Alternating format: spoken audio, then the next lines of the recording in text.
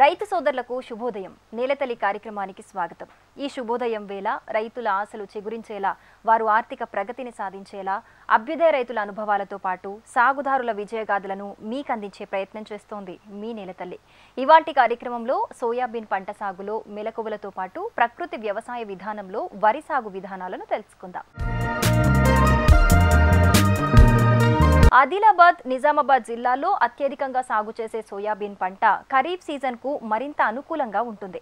రైతులు పత్తి సాగుకు ప్రత్యామ్నాయంగా పంట మార్పిడి చేసుకుంటూ భూసారాన్ని పెంచుకునే ఈ సోయాబీన్ సాగులో పాటించాల్సిన యాజమాన్య పద్ధతులపై ఆదిలాబాద్ వ్యవసాయ పరిశోధనా కేంద్రం నుండి అగ్రి సైంటిస్ట్ రాజేందర్ రెడ్డి గారితో ప్రత్యేక ఇంటర్వ్యూ ఇప్పుడు చూద్దాం. సారవంతమైన నేలలకు పెట్టింది పేరు ఆదిలాబాద్ జిల్లా. ప్రస్తుతం అయితే వాణిజ్య పంటగా దశాబ్దాలుగా కూడా పత్తి పంట సాగుతున్నప్పటికీ గత 2 దశాబ్దాలకు పైగా సోయాబీన్ సాగుకు కూడా శ్రీకారం చుట్టారు. పత్తి పంటకు ప్రత్యామ్నాయంగా సోయాబీన్ పరిచయమైన ప్రాంతం ఆదిలాబాద్ ప్రాంతంగా చెప్పుకుంటారు. సారవంతమైన భూములు ఉన్న నేపథ్యంలో ఈ ప్రాంతంలోని రైతుల్లో సోయాబీన్కు సంబంధించిన సాగుపై విప్లవం వస్తున్న నేపథ్యం. ఇదే నేపథ్యంలో ఇక్కడి ఆదిలాబాద్లోని రీసెర్చ్ సెంటర్లో పలు రకాల పరిశోధనలు జరుగుతున్నాయి. సోయాబీన్కు సంబంధించి సోయాబీన్ సాగు సమయం ఎంత పడుతుంది, ఎన్ని రోజుల సమయం పడుతుంది, సోయాబీన్ సాగుకు అనుకూలమైన ప్రాంతం ఏంటి, నేలలేంటి అనే విషయం మనం తెలుసుకునే ప్రయత్నం చేద్దాం. మనతో పాటు ఆదిలాబాద్ రీసెర్చ్ సెంటర్కి సంబంధించి సోయాబీన్కి సంబంధించిన శాస్త్రవేత్త రాజేందర్ రెడ్డి గారు ఉన్నారు. రాజేందర్ రెడ్డి గారు చెప్పండి, ఎట్లా అంటే సోయాబీన్ సాగు అనుకూలంగా ఉంటుంది, దిగుబడి ఎట్లా వస్తుంది, దీని పంటకాలం ఎంత ఉంటుంది? సోయాబీన్ విషయానికి వచ్చేటప్పుడు మన తెలంగాణ రాష్ట్రంలో పండించేటువంటి 5 ప్రధానమైన పంటలలో సోయా చిక్కుడు ఒకటి. ముఖ్యంగా మన తెలంగాణ రాష్ట్రంలో చూసుకున్నట్లయితే నిజామాబాద్, ఆదిలాబాద్, నిర్మల్, కామారెడ్డి మరియు సంగారెడ్డి జిల్లాలో అధిక మొత్తంలో సాగు చేయడం జరుగుతుంది. సుమారు గత సంవత్సరం చూసుకున్నట్లయితే 4.5 లక్షల ఎకరాలలో సాగు చేయడం జరిగింది. అయితే ఈ సాగు విషయానికి వచ్చేటప్పటికి మన సోయా చిక్కుడులో 3 రకాల కాలపరిమితి కలిగినటువంటి రకాలు ఉండడం జరిగింది. ఒకటి స్వల్పకాలిక రకాలు చూసుకున్నట్లయితే 90 నుంచి 90 రోజుల వరకు కాలపరిమితి కలిగి ఉంటుంది. అదే మధ్యకాలిక రకాలు చూసుకున్నట్లయితే 90 నుంచి 105 రోజుల కాలపరిమితి కలిగి ఉంటుంది. అదే దీర్ఘకాలిక రకాలు చూసుకున్నట్లయితే 105 నుంచి 115 రోజుల వరకు కాలపరిమితి కలిగి ఉంటుంది. అయితే మన స్వల్పకాలిక రకాలకు మనం చూసుకున్నట్లయితే మన జిల్లాలో ముఖ్యంగా JS 9305 రకం అనేది చాలా ఎక్కువ మొత్తంలో సాగు చేయడం జరుగుతుంది. దాని తర్వాత మధ్యకాలిక రకాల విషయానికి వచ్చేటప్పటికి JS 335 ఇది చాలా పాపులర్ పొందినటువంటి వెరైటీ. ముఖ్యంగా ఇది అన్ని రకాలతో పోలిస్తే ఇది రకం అనేది సుమారు 90% విస్తీర్ణంలో సాగు చేయడం జరుగుతుంది. ఇక మిగతా విషయాలకు వచ్చేటప్పటికి మన వ్యవసాయ పరిశోధన స్థానం ఆదిలాబాద్ నుంచి 2018లో నోటిఫై అయినటువంటి బాసర అనేటువంటి రకము ఇది 105 నుంచి 115 రోజుల కాలపరిమితి కలిగి ఉంటుంది. ఇది అధిక దిగుబడినిచ్చే రకము. ఇది దీర్ఘకాలిక రకమైనటువంటి వెరైటీ. దీనితో పాటు మనకు 2021 రిలీజ్ అయినటువంటి మన వ్యవసాయ పరిశోధన స్థానం నుండి రిలీజ్ అయినటువంటి ఆదిలాబాద్ ఇండోర్ సోయా చిక్కుడు 1 అనే రకము. ఇది మధ్యకాలిక రకము, అంటే 100 నుంచి 105 రోజుల కాలపరిమితి కలిగి ఉంటుంది.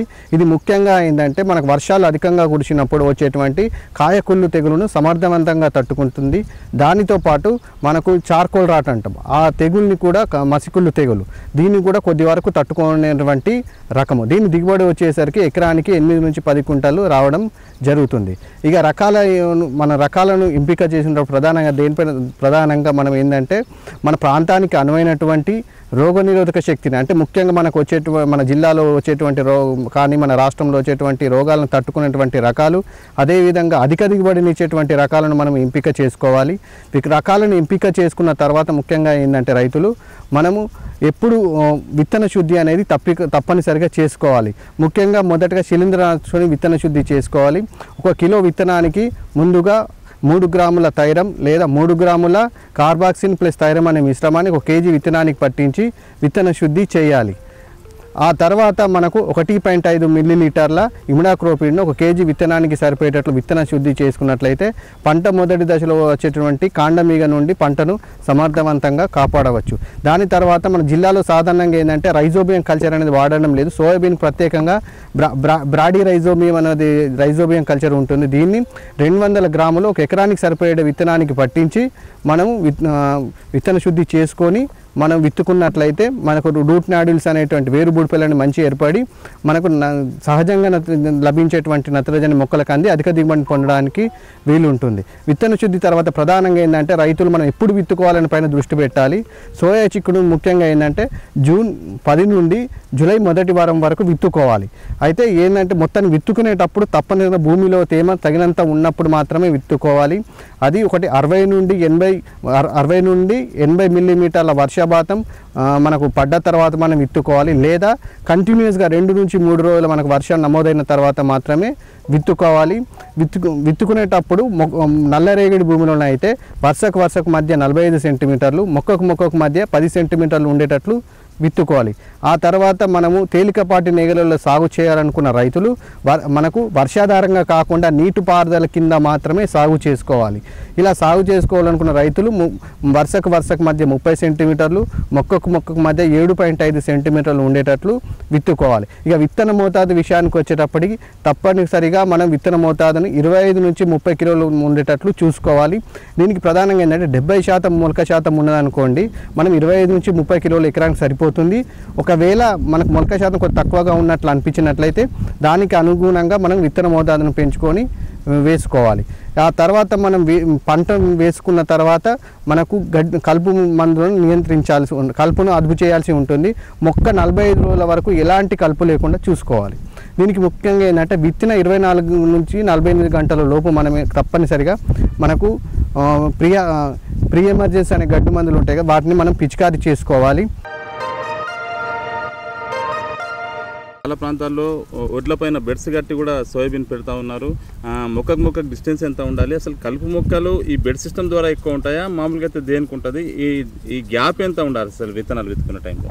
బెడ్ సిస్టమ్ అనేది సాధారణంగా ఏంటంటే మనం ప్రధానంగా కాటన్లో వాడడం జరుగుతుంది, ఇంకా సోయా చిక్కులో వాడతారు. కాబట్టి బెడ్లు అనేవి మనకు ఒకదానికొకటి మధ్యలో 90 సెంటీమీటర్ల వ్యత్యాసం ఉండడం జరిగింది. కాకపోతే ఏంటంటే ఎక్కడైతే బాగా నీళ్లు ఆగుతాయని మనకు కల్టివేషన్ ప్రాబ్లం అవుతున్న ప్లేస్లలో మాత్రమే బెడ్లు వేసుకొని విత్తుకోవాలి.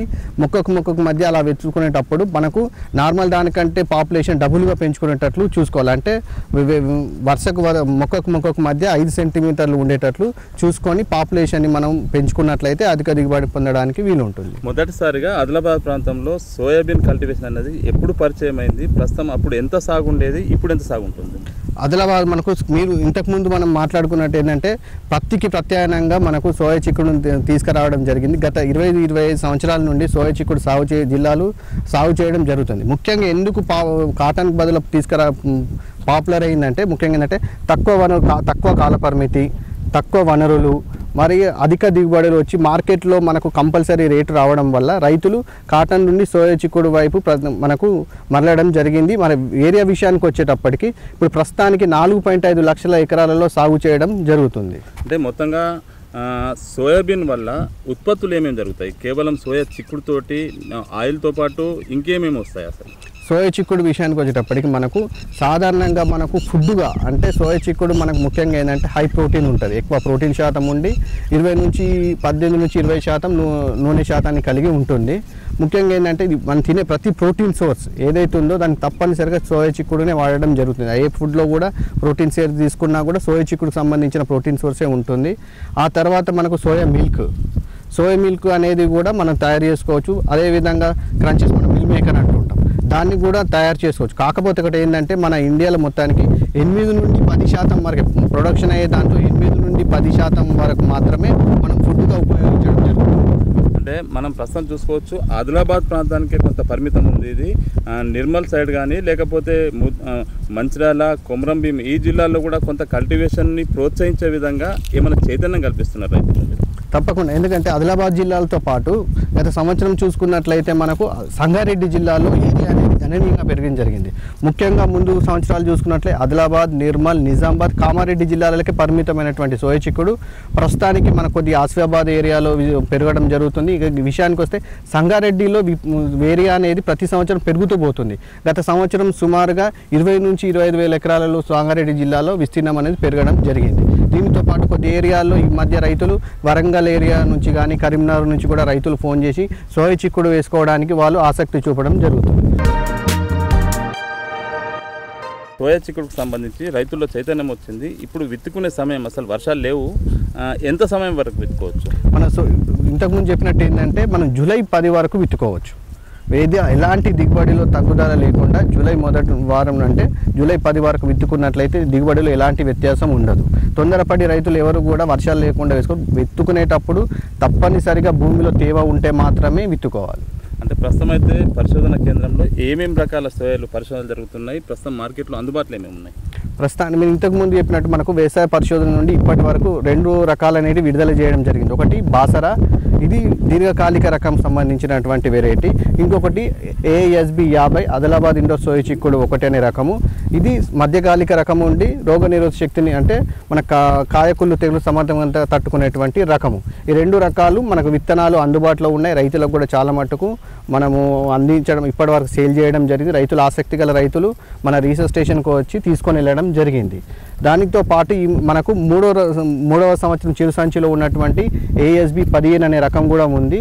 ఇది ప్రధానంగా ఏంటంటే మనకు చార్కోల్ రాట్ అంటే మసికుళ్ళు తెగులను సమర్థవంతంగా తట్టుకొని కాయకుళ్ళు తెగులను మనం కొద్ది వరకు తట్టుకునేటువంటి రకము. అదేవిధంగా కాండం ఈగను కూడా కొద్ది వరకు తట్టుకునేటువంటి రకం. ఇది 100 నుంచి 102 రోజుల మధ్య మనకు కోతకు రావడం జరుగుతుంది. ఏదైతే మన పాపులర్ వెరైటీ JS 335 ఉందో దానికంటే ఒక వారం రోజుల ముందు కోతకు రావడం జరుగుతుంది. రైతులకు ఏం చెప్తారు? ఇప్పుడు సోయాబీన్ లాభదాయకంగా మారింది, సోయాబీన్ కల్టివేషన్ తర్వాత మళ్ళీ ఏమేమి పంటలు వేసుకునే అవకాశం ఉంటుంది? సోయాబీన్ తర్వాత మనం చూసుకున్నట్లయితే ఇంతకుముందు క్రాపింగ్ సిస్టమ్ చూసుకున్నట్టు ఆదిలాబాద్ సోయా చిక్కుడు తర్వాత మనకు శనగ పంట వేసుకోవడం జరుగుతుంది ప్రధానంగా ఆదిలాబాద్ జిల్లాలో. ఈ మధ్యలో శనగలు వచ్చేటువంటి విల్ట్ కానీ అలాంటి రోగాలనే పంటలో పెరిగిపోవడం వల్ల రైతులు జొన్నకు కూడా వెళ్ళడం జరుగుతుంది. జొన్న ఏంటంటే మనకు మార్కెట్లో కంపల్సరీ మనకు MSP రావడం జరుగుతుంది. మళ్ళీ దిగుబడి కూడా మన జిల్లాలో అత్యధికంగా దిగుబడి రావడం జరుగుతుంది. 15 నుంచి 20 క్వింటాల్ ఎకరానికి జొన్న దిగుబడులు రావడం వల్ల జొన్న వైపు వెళ్ళడం జరుగుతుంది. అదేవిధంగా ఎక్కడైతే మనకు అడవి పందుల సమస్య కానీ అలాంటివి ఉంటాయో అక్కడ కుసుమ సాగు కూడా వెళ్ళవచ్చు. దానితో పాటు మనకు కొద్దిగా ఇంకా వెళ్ళవచ్చు. దాంతోపాటు నీటి వసతి ఉన్న రైతులు జొన్నను కూడా వేసుకోవచ్చు. ఇంక్లాస్ పెట్టారు మీరు, ఏం చేస్తా ఉంటారు ఇక్కడ మనం చూసుకున్నట్లయితే మనకు వివిధ రకాలైనటువంటి లైన్స్ ఉంటాయి. ఒక్కొక్క లైన్ మనకు ఒక్కొక్క వెరైటీ లాగా పరిగణించడం జరుగుతుంది. వాటిని మనం రీసెర్చ్ పరంగా మనం ఎలాంటి అంటే వాటి పర్ఫార్మెన్స్ ఎట్లా ఉందో అని తెలుసుకోవడానికి మనం ఇక్కడ వేసుకోవడం జరిగింది. అంటే సార్ రైతులకు కొంత కలుపు మొక్కల పైన నివారణ పైన కొంత అవగాహన లేదు. దీనికి సంబంధించి ఏం చెప్తారు మీరు? మనం ఇంతకుముందు చెప్పినట్టు ఏంటంటే విత్తిన అంటే 24 నుంచి 48 గంటల లోపు తప్పనిసరిగా పెండిమిథలిన్ 700 మిల్లీలీటర్లు 200 లీటర్లు ఒక ఎకరానికి సరిపోయేటట్లు పిచికారీ చేసుకోవాలి. లేదా మనకు మార్కెట్లో స్ట్రాంగ్గామ్ అనే మందు దొరుకుతుంది, 12 గ్రాములు ఒక ఎకరానికి సరిపోయేటట్లు 200 లీటర్ల నీటిలో కలుపుకొని పిచికారీ చేసుకోవాలి. ఆ తర్వాత మనం తప్పకుండా మనకు ఒకవేళ వెడల్పాటి గడ్డి జాతి కలుపు మందులు మీద ఉన్నట్లు మనం గమనించినట్లయితే ఇమాజితాపైర్ మనకు 300 మిల్లీలీటర్లు ఒక ఎకరానికి సరిపోయేటట్లు పిచికారీ చేసుకోవాలి. అదేవిధంగా మనకు వివిధ రకాల గడ్డి మందుల కాంబినేషన్లు కూడా ఉన్నాయి. మనకు ఇమాజితాపైర్ ప్లస్ ఇమాజోమాక్స్ అదొక 40 గ్రాములు ఒక ఎకరానికి సరిపోయేటట్లు, లేదా మనకు ప్రొపోకిజోపాస్ ప్లస్ ఇమాజితాపైర్ అదొక 800 మిల్లీలీటర్లు ఒక ఎకరానికి సరిపోయేటట్టు 200 లీటర్ల నీటిలో కలుపుకొని మనం భూమి అంత మంచిగా తడిచేటట్లు పిచికారీ చేసుకోవాలి. దానితో పాటు మనకు 20 నుంచి 25 రోజుల సమయంలో ఎడ్లతోని మనం అంతకృషి చేసుకున్నట్లయితే మన కలుపుని సమర్థవంతంగా నివారించాలి. ఈ కల్టివేషన్ సంబంధించిన రైతుల్లో ఏమైనా సమస్యలు తలెత్తిన సందర్భంలో మీకు సమాచారం ఇస్తే వాళ్ళకి ఏదైనా నివృత్తి చేయడానికి అవగాహన కల్పించే వాళ్ళ దగ్గరికి వెళ్తూ ఉంటారా? తప్పకుండా అండి. ఎందుకంటే మనం మన యూనివర్సిటీ ఆదేశాల ప్రకారం మనం ఎవ్రీ మంత్ అనేది డయాగ్నోసిస్ టీంలు ఉంటాయి మన దగ్గర. అంటే కొన్ని మండలాలకు ఇప్పుడు ఇచ్చోడ ఇంద్రవెల్లి బోత్ ఈ డివిజన్లకు సంబంధించి కొద్ది మంది రైతు శాస్త్రవేత్తల బృందం, జైనాతు బేలా ప్లస్ తలమడుగు ఈ మన డివిజన్లకు సంబంధించి ఒక శాస్త్రవేత్తల బృందం అనేది ప్రతి నెల అనేది 2 విజిట్లు చేయడం జరుగుతుంది. దానితో పాటు రైతులు ఎవరైనా మనకు ఫోన్ చేసి అడిగినట్లయితే దానికి సంబంధించిన విజిట్లు చేయడం కానీ, మరి తీవ్రత ఉంటే శాస్త్రవేత్తల బృందం వెళ్ళి ఆ సమస్యకు సంబంధించినటువంటి ఎప్పటికప్పుడు సమస్యలకు సంబంధించినటువంటి పరిష్కారాలు చూపడం జరుగుతుంది. మొత్తంగా సోయాబీన్ విప్లవం ఆదిలాబాద్ జిల్లా నుంచి మొదలైన నేపథ్యంలో ఈ కల్టివేషన్ ఎవరైతే పంట సాగు చేస్తారో సోయాబీన్కి సంబంధించిన వాటికి సంబంధించి ప్రస్తుతం అయితే సారవంతమైన భూములు ఉన్నాయి. వాతావరణం అంతా కూడా ఈ ప్రాంతం అంతా కూడా అనుకూలంగా ఉంటుంది. వర్షాలు సమృద్ధిగా కురుస్తాయి. ఖచ్చితంగా సోయాబీన్ కల్టివేషన్ వైపు రైతులు దృష్టి సారించాల్సిన అవసరం ఉంది. తక్కువ పెట్టుబడులతో అధిక దిగుబడులు సాధించే అవకాశం ఉన్న నేపథ్యంలో ప్రస్తుతం అయితే అన్ని రకాల సేవలు సోయాబీన్ కల్టివేషన్ సంబంధించిన ఏ విషయం పైన కూడా రైతులకు పూర్తి స్థాయిలో అవగాహన కల్పించేందుకు తాము సిద్ధంగా ఉన్నాం. రకరకాల పరిశోధనలు తమ పరిశోధన కేంద్రంలో జరుగుతున్నాయి. ఖచ్చితంగా సోయాబీన్ పంట సాగు లాభదాయకంగా ఉంటుందని చెప్పి వ్యవసాయ శాస్త్రవేత్త రాజేందర్ రెడ్డి గారు పేర్కొంటున్న పరిస్థితి. Camera person Srinivas, HMTV Adilabad.